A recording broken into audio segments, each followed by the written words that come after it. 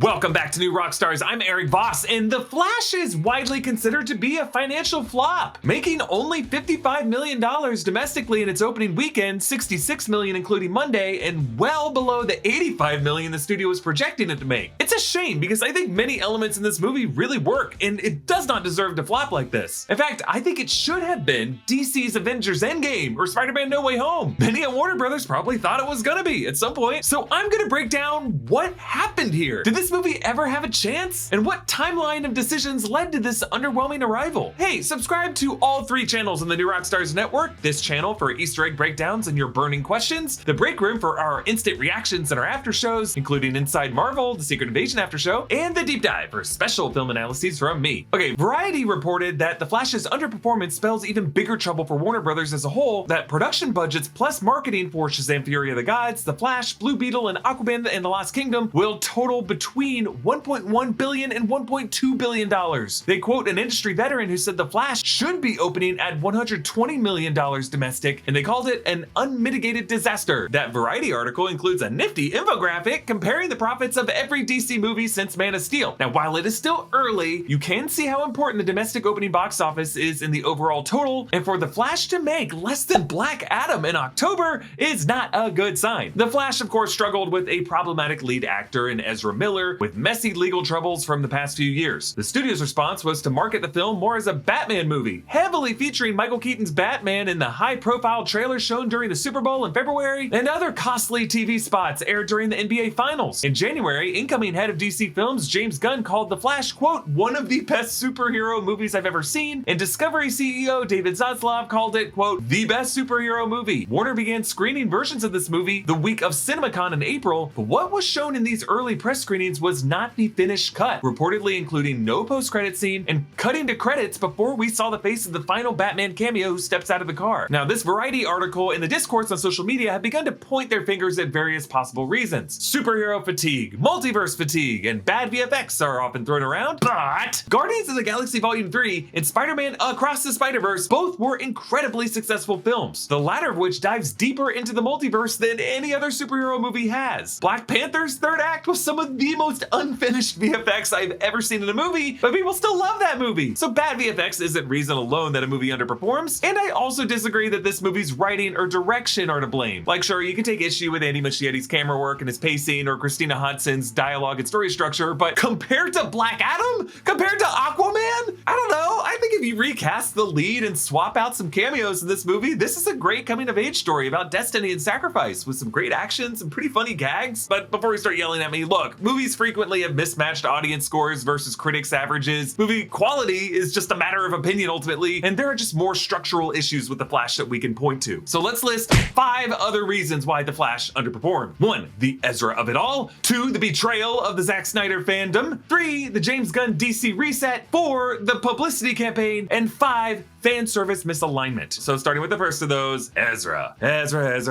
Now look, audiences have supported some actors going through legal issues before, like when Robert Downey Jr. was cast as Iron Man. He had some complicated run-ins with the law. But really the issue with Ezra Miller is that Warner chose to sideline the actor from doing any publicity for this film. And that, plus all the late night shows being off the air due to the writer's strike, Warner did not have a lead to go out there and sell the film. And before you say that that's not that important, look at Black Adam by comparison. That movie totally benefited from Dwayne "The Rock" Johnson frequently promising that the hierarchy of power in the DC universe was about to change. This guy personally lobbied to get Henry Cavill in the movie and told everyone that there was going to be a Superman showdown before the movie even came out. But that ties in with reason number 2, the betrayal of the Zack Snyder fandom. The release of Snyder Cut, now Restore the Snyderverse movement is real, folks. And it's not all just bullies on Twitter, but really a lot of the Snyder fans are just regular folks who want to see DC films that don't, in their eyes, aggressively erase or retcon the continuity of the Snyder era. Like, you don't see an angry reaction to movies like Matt Reeves' The Batman because it's clearly in a separate universe. But movies like The Flash are supposed to be in the DCEU. We begin the movie partnering Barry with Ben Affleck, and then we learn that they did shoot scenes with Henry Cavill, but they removed them from the movie. And by doing things like that, you just guarantee that the most organized online fan movement right now are gonna boycott your movie opening weekend, with the angriest of them doing everything they can to toxicify the word of mouth online. And that's just an unforced error that you do not need. Now, you've heard me talk about Raid Shadow Legends before, but today we have a true expert here to tell us all about the newest features in Raid, Professor Death Knight. Take it away, Professor! Professor Death Knight here from Teleria University, legally not a school, with a math problem.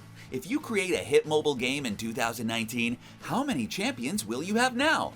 Over 700. Okay, so who's the best champion in Teleria now? Well, Ultimate Death Knight, of course. The greatest, smartest, kindest... Sorry, I know it's so annoying when teachers talk about their kids. Oh, okay, Professor, sure, but what about the other factions? Not only does Raid have hundreds of rad champions, it also has 15 amazing factions. Faction Pop Quiz. Can you name the latest faction? If you said the elusive Sylvan Watchers, you're right. Okay, class, any questions? Wow, that looks awesome! Do you ever get nervous about being replaced? Nervous? Who said anything about being nervous? It certainly wasn't me. Oh, it was you?